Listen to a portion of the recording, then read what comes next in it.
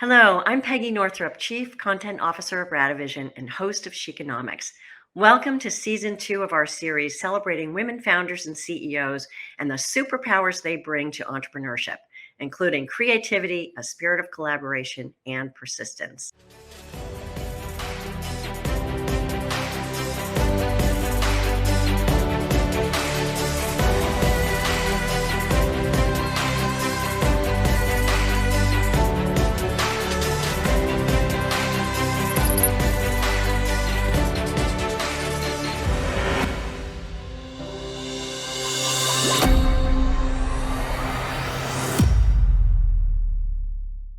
I'm here today with Breen Sullivan and Kat DeHaan, who are the founders of The Fourth Effect, and they are on a mission to close the power and wealth gap for women. I love this mission, of course, because that's the mission of Chiconomics as well. This is what we always talk about. How are they doing that? They're doing it by helping women get for-profit board seats. We'll talk about the importance of that for-profit phrase in a moment.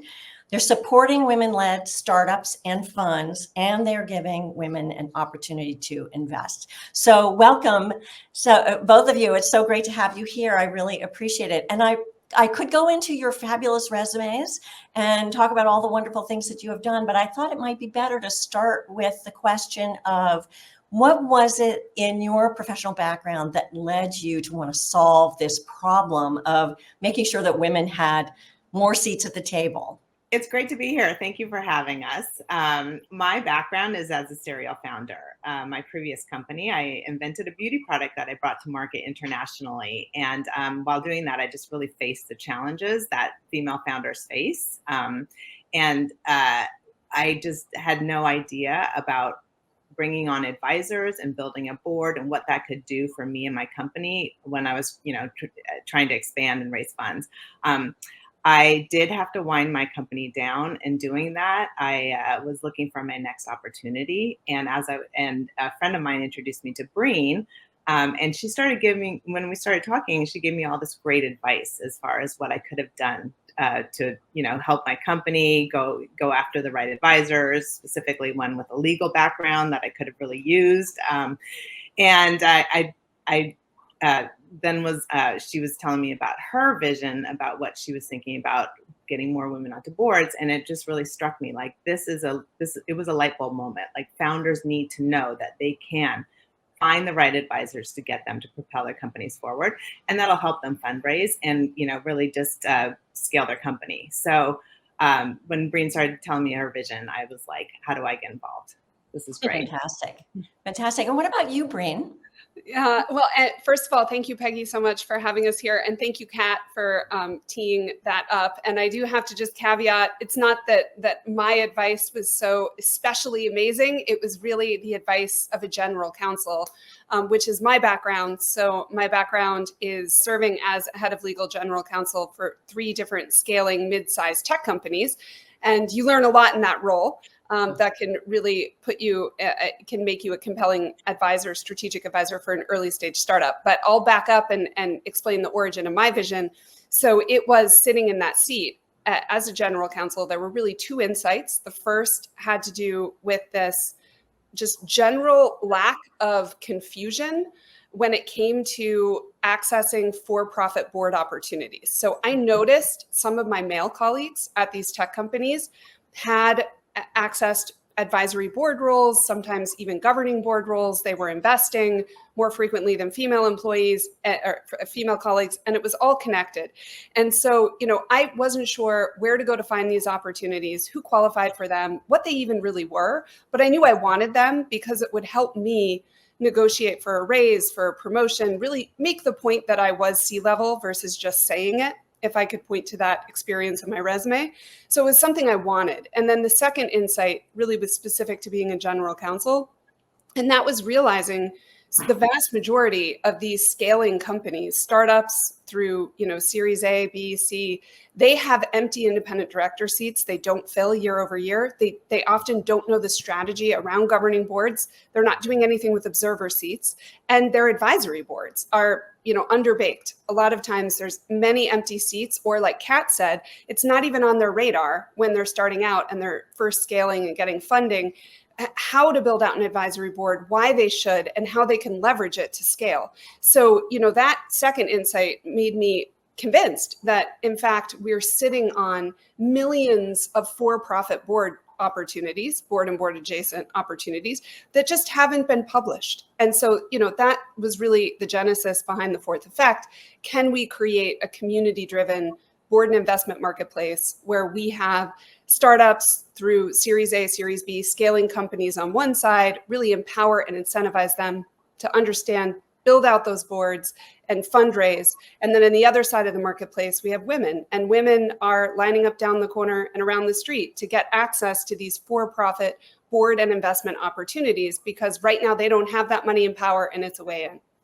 That's right. That's right. I think it's so important. And I certainly know from my own career, I was in media for a long time. It's like those of us who had some kind of experience on boards, you kind of automatically get a strategic view that you're not going to, oftentimes in a big company, nobody's going to give that to you, right? I mean, you really have to elbow your way in. And this is kind of a workaround for a lot of women, right? Absolutely. Absolutely. Shortcut. Yeah. Yeah. So I want to ask a question about the fact that, we've been talking about the business case for diversity on boards and the business case for women on boards. At Sheconomics, we're constantly throwing up statistics about this and how much value women add to boards. And you can trace it right to the bottom line. But it's such a stop and start kind of progress. Europeans have actually passed laws about this. It's like you have to have 30 or 40% of women on your boards. The United States is kind of slow on the uptake in a weird way. So can you talk a little bit about that? Why is this one of those numbers that just isn't moving? This is definitely my favorite topic. So I'm a little nervous I'm going to monopolize the answer to this question. But okay, there's a few different things in response to that. One is, you're right. In this country, there is no legislative solution, forthcoming. There isn't that transparency. There isn't that oversight. For that reason, this is really gets to the heart and soul of our mission to be the market solution in the absence of a legislative one that can transform the demographics of a private company. So under the radar, the 6 to 7 million smaller startup to mid-size scaling companies, we're really focused on those boards because nobody else is. And so that's a second point I want to mention, is that, part of the problem, part of this lack of transparency and oversight is that it's a black box. When you're looking at the private sector, we do pay attention to the public companies, but that's a very small number of companies in the aggregate. So 1% of companies are public, 99% are not. We have statistics and insight into 1% of companies. So we have been pursuing some sort of gender equality when it comes to those boards, but we have utterly ignored the 99% of companies, which are the employers of the vast majority of people, set the policies, have pay equity issues. And so that's why we're really focused, on that pipeline, on the black box, which is nobody knows the demographics, but likely it's incredibly imbalanced, like 90+% white male. And then to get to your point about kind of gender ROI, diversity ROI, there's been a lot studied and a lot written on this topic. I think it's a pendulum. And I think right now there's a big pushback, in the moment against this. I think the arc of progress is long, but it bends towards justice. Like, I think that the numbers will win because it's math and economics at the end of the day. And, rich people getting richer, that drives a lot of change. So I do think ultimately this will happen in the United States no matter what. That there will be this push towards balance when it comes to boards because, frankly, it's just more money. But there are, I guess the last thing I want to say on that point is NASDAQ that came out with diversify or disclose. And if you won't disclose, delist. And this was very contentious. It's been under attack in the Fifth Circuit by the same extremist groups that have attacked the other positive board legislation in this country, like the laws in California.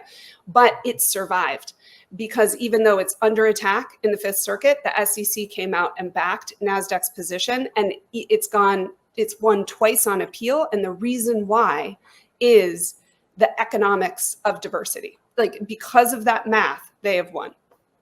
Great. That's so interesting. Thank you so much for that answer. And Kat, you want to add to this, I can tell. I do, and I don't mean to sideline the conversation, but there are people working on trying to figure out or trying to assess the success of those quotas in Europe. Specifically, Matt Moscardi has figured out how to moneyball directors. So while Europe is great and instituted the quotas and are meeting the quotas, the power dynamics on the boards that in Europe aren't as strong as the women that are sitting on the boards here in the US. Right. Oh, that's interesting. Well, that gets to the whole board culture problem that I would love to talk about. But let's back up for 1 minute, because there's so many people who have assumptions about what you need in order to become a board director or a board advisor. And you talked about both of those things. And obviously there's a difference and people need to understand what those are. But there's a lot of expectation, I think, among my female peers that, well, I'm not a CFO, I'm not a CTO, I'm not a CEO. Yes, I was in the C-suite, but, and I've worked at 30 companies or whatever the big number is. I've had all this incredible experience, but you still sort of don't feel ready. And what do you tell people when they come to you with these kinds of, well, I need to have more experience, I need to be retired, I need to have been a CEO in order to really add value to a board? Well, I think the very first thing we say is that, it's a journey, not a destination. So it is something that typically takes years and years. If your end game goal is to be a public company board director, which is what most people are thinking of, that is not something, you're not going to get tapped on the shoulder and put in that seat unless you kind of win the lottery. Like, that's just not how it works. Usually the only way to be qualified for governing a fiduciary board is previous for-profit board experience. So it's one of those conundrums. Like, how do you get for-profit board experience if the only way you are qualified is if you have it? Exactly. And so that's largely why we really push advisory boards with smaller companies as a great entrance point into, it's within reach. It can be the first opportunity. You can build on it. Those companies scale, they get funding, that what was an advisor seat could turn into an independent director seat or an observer seat, which is governing board experience. So you can leverage it. And then the last thing I'd say is that don't let perfect be the enemy of good, because right now, those 7 million private companies, they all have boards to some degree, and it's all men sitting around the table. And those men are not more special than you. Probably. Right. They're also probably not getting the certificates that the women are amassing. We recently had a panel discussion, and one of the panelists made this great point. She's like, get the job first and then figure out how to do it, because that's what the guys are doing. Yeah.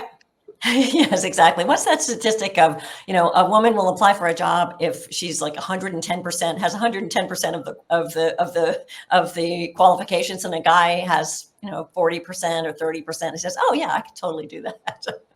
Yes. Well, we have to shift that mindset among ourselves. So it might be helpful, I think, for people to understand, what do you actually do as an advisory board member for one of these companies? What is it that you will be tasked with, especially if you're not an independent director, if you're in that advisory or observer seat? Sorry to monopolize. If you want me to take it, I am the one that usually, because I'm the lawyer, I get into the weeds on the differences between these types of relationships, because really at the center it is legal. So they're different vehicles. So and when you are an advisor to a startup, it's a contractual relationship with that company. You're essentially an independent contractor or a consultant, in terms of the legal relationship with that company. And so this is why you can become an advisory board member and you don't need to worry about D&O insurance typically, right? Because if you are taken on as a consultant and independent contractor for a company to, perform some services, you're not worried about that. And, right. And it's the same thing when you're talking about an advisory board role. Another point I want to clarify is that, it doesn't matter what it's called. It's the same thing. So sometimes startup founders, they don't think of it as an advisory board. They don't call it a board. There are no board meetings. The advisors don't meet each other. There's no structure. They just think of it as, I have a handful of advisors that I go to, to help me usually kind of operator focused subject matter skill sets that they're lacking. But for you as the advisor, that doesn't make it any less an advisory board role just because the founder doesn't call it that or have those meetings. So, that's another just bit of semantics that I think creates a lot of confusion. And then when you say observer, that is a governing board. So I just want to put those two things are very different. Like an advisory board is informal because it's this contractual relationship, some bit of equity or money that vests over time, typically linked to very clear milestones that this person is doing for you that is propelling your company forward. So it's a win-win. When you get to a governing board scenario, it's totally different. Now it's governed under Delaware corporate law. It is more formal. You do need things like directors and officers insurance, but an observer role is really underleveraged and kind of misunderstood. And I think it's something, I think this will change in the future as founders realize it's available to them and candidates realize it's a way in. It's not compensated and you don't have a vote, but it is governing board experience. And so the reason why this is so interesting is because as a candidate, it really gets you in the door. It's like excellent check the box experience.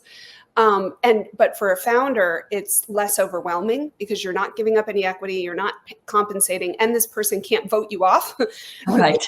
out of your seat. But it also enables you as a founder to bring people to your governing board that have incredible perspective, connections, experience, and are on your side, in terms of like what's actually happening in the room. Yes. Yeah, exactly. Without having to then spend money to hire them, which you couldn't possibly afford these people. Right. Yeah. That's really great. Well, what do founders, so we have a lot of founders in our community at Sheconomics. What do founders need to know about this marketplace that you have set up? What kinds of people are coming to Fourth Effect, and what do the founders really need to know about how it all works? You want me to start? Go We ahead, have an Kat. AI matching platform. We've basically built sort of the Bumble for boards. So when founders join us, they have the opportunity to meet. Right now, we have 1,900 executive women from all industries, all skill sets, and they have this opportunity to meet the ideal advisors that they're really looking for. So, an example would be if you're an ed tech company and you want to meet somebody in the higher education system. That might be somebody that you want to put on your board because that's how you can scale your company and build those relationships. Or you might need somebody who has a CFO background. So it's this vast network that you can use as your cheat sheet to really scale your company.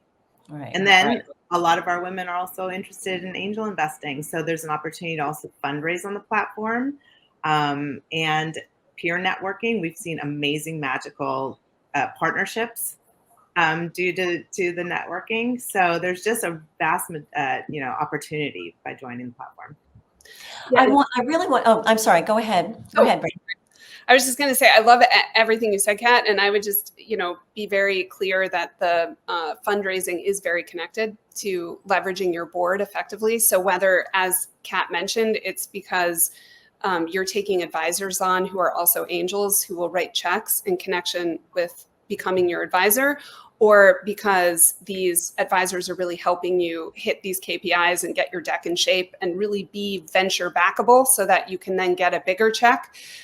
There's a really strong connection between directors and investing, as there should be. So I want to, make sure founders understand that's a lot of the value we're bringing is helping them just really understand that and be in the driver's seat and have strategy around it and be in control, because that is a big missed opportunity for founders.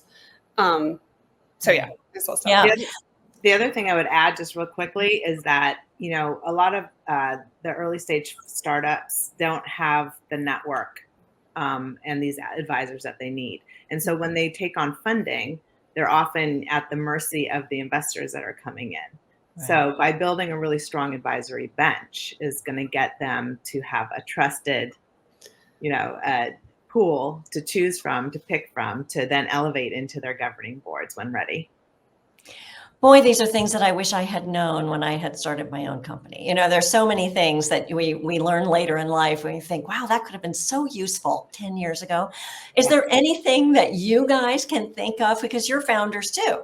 Is there anything that you can think of that you think, gosh, I wish I had known that on day one instead of, learning it last week? All right, I'd like to start with this one also, because this is why I am here with Breen and you today, Peggy, is because one of the things is when I invented my beauty product, the first thing I did was I went to a white shoe law firm and paid a fortune to have my IP. Oh my God, I did that too. Oh my God, I did that too. Right. And it was because my partner, I wasn't, probably a white shoe law firm wasn't going to be interested in my small little startup, but because my partner had a pre-existing relationship, they took us on as probably, just a favor. So the runway that I could have saved by not going that route is what Breen pointed out to me. And I thought, this is why we need to get this out to the world, to all the startups and founders, because bringing on the right advisors is going to save you money. One. Yes. Two, bringing on someone with a legal background is really helpful and can help mitigate problems in the future. So, this is all of the things I wish I would have known is what I'm trying to work with Breen on getting out to the founders now. Fantastic. I love it. I love it.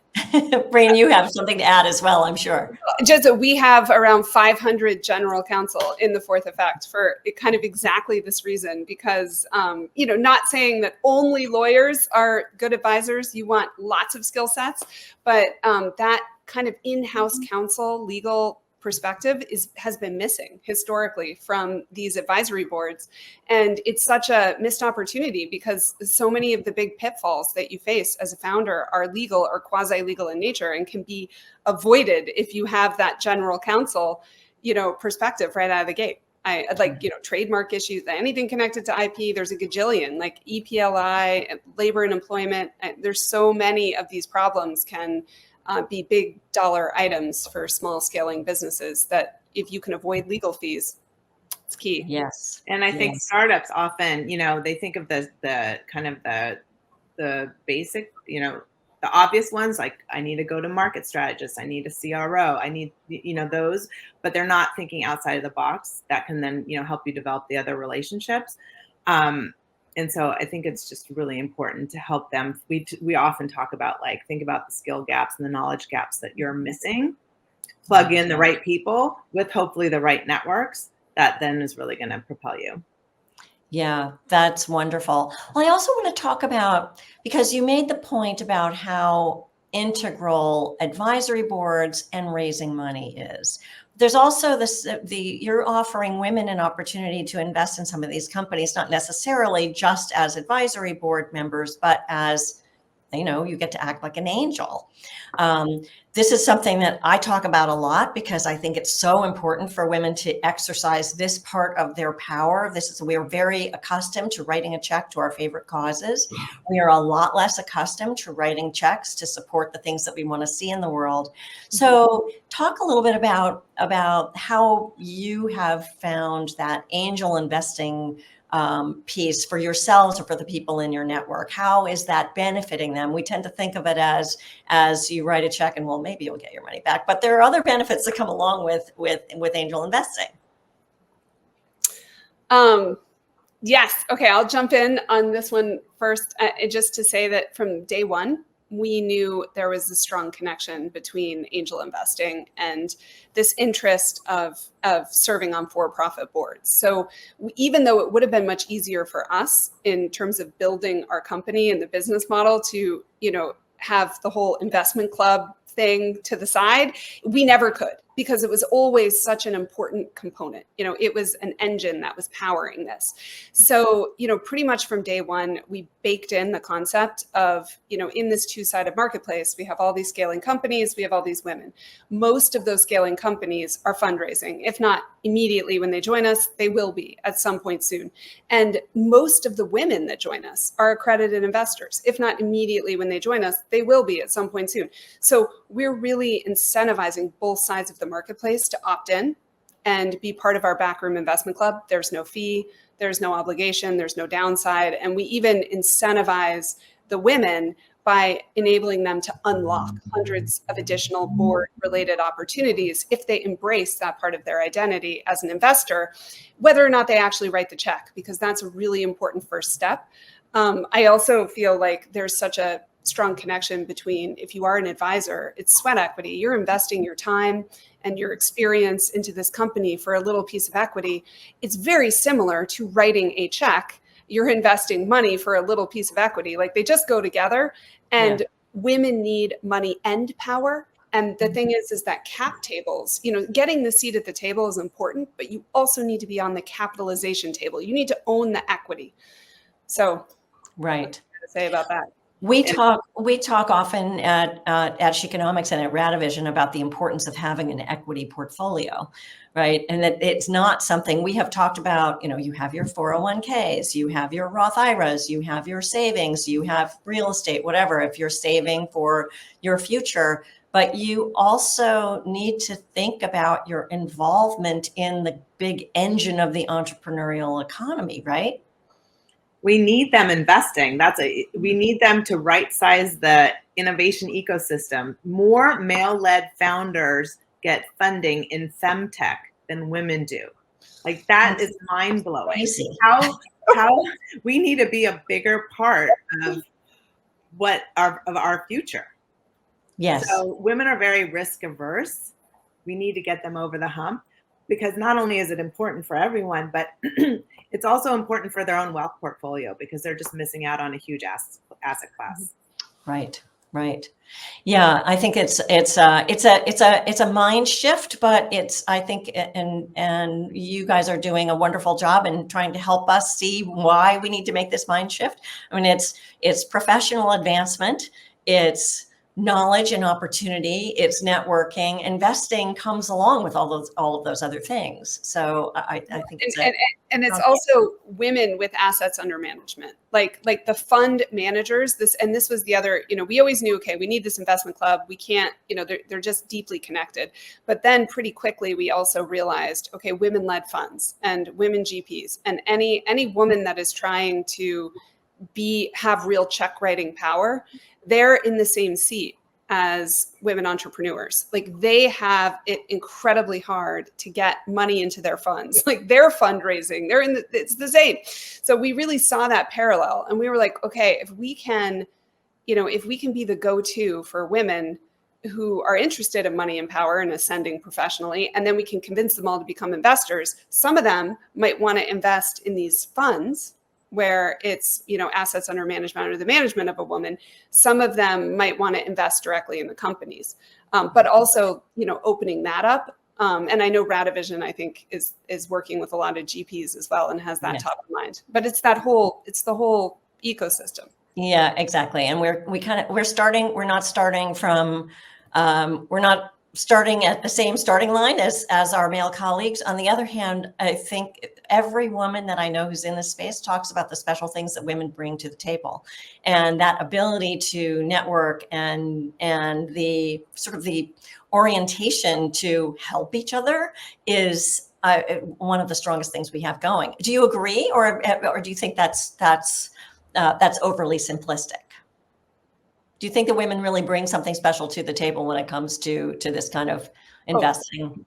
I mean, I definitely do. And I also just to Kat's point, like, just the, the fact that 98% of all the investment dollars have gone to 14% of the population, white men, to solve their problems. Like, even if we brought nothing else to the table aside from our lived experience, where we could see the value in solving some of our problems, even if that was all we brought, that would be huge. But yes, no, I totally agree. I think women bring a lot. I think my facial expression was a little bit on I do think we need to help each other more, although I don't really love the word help in that sentence. I think we can be our own harshest critics, and it's, it can be more difficult for women founders to fundraise from women than from men. So, I don't know. Like, we have distance we have to go. We have a distance. Yes, those are wise words. We are slowly inching, making that distance shorter and shorter every day. Kat, what about you? Did you want to add something here? Yeah, I would just say that, I think we all need to get over the scarcity mindset. And at the end of the day, it's really balance, right? Because it's bringing diversity and balance to every part of the ecosystem. That's important. We're not advocating for all women. That wouldn't be great either, but it's the mix. It's the breaking the group think. And another thing that we don't really talk about much, but, people always reference the gender pay gap, but having a board and investment having it on your resume actually increases your value. And Breen, I don't remember, I think it was either 13 or 15%, but it increases your value. So that also helps close the gender pay gap. So there's so many aspects. There's so many reasons why we need to be involved. Yeah. And that'll just right size and level the playing field for everyone. And, according to McKinsey, it'll create, I think, $5 trillion more for the global GDP. I think it's 28 trillion. But what? Yeah. 5 trillion, 28 trillion. They're both big numbers. 28 is better. Right. So there's more pie for all, Jen. That is the lesson. So the scarcity mindset and the sharp elbows, let's get rid of that narrative. Yes, I think that's so powerful. I love that. Thank you for that. So I want to, before we wrap up, I just want to ask you if there's anything else that you guys really want to talk about, or you feel that women who are looking to take on a board role, is there anything that they need to know that we haven't covered? I think the biggest thing is just do it. Come join us. We've been working hard to, what is the business model where this is very accessible to all women? So kind of like a LinkedIn 2.0, use your professional development budget, come join us and just get started. So just find what is within reach for you right now. Use all of our resources and materials and, programming to feel empowered to put yourself out there, and then just go start advising and sitting on the boards of these scaling companies and get in the pipeline and join our Backroom Investment Club. And even if that's all you're comfortable doing, do that. And then for founders, I guess similar message, we need you. We're successful when we have, successfully changed the way thousands of companies are thinking about their advisory boards and governing boards. So please come join us and let us help you scale and make money. Great. Kat, anything else? Any words of wisdom that you feel like, you needed to have dispensed to you at some point and you want to make sure that it gets out there today? Yeah, I would just say, that it's all demystify the board in your brain. It's not this big thing that is not attainable for you in either getting to it or building it yourself. It's just relationship. It's people. Relationships are a continuum. It's dating. We talk about this all the time. Just get started, talk, network, and then you build it, right? You aren't going to get to that publicly traded board seat overnight. And you might start and realize that that's not even what you want. Maybe you'd be happy at a mid-sized private company board, or, whatever it is, but it's a journey. It's fun. You're on the front lines of innovation and you're building networks all along the way. And it's a great way to be involved financially and emotionally. So yeah, I totally agree with Breen. Just get started. Great. That is wonderful. Well, that's a wonderful place to leave. So thank you so much for your insights and for joining us today. Really appreciate it, and looking forward to plugging into some of your programming myself. You made a believer out of me. Thanks for having us. Thank you so much.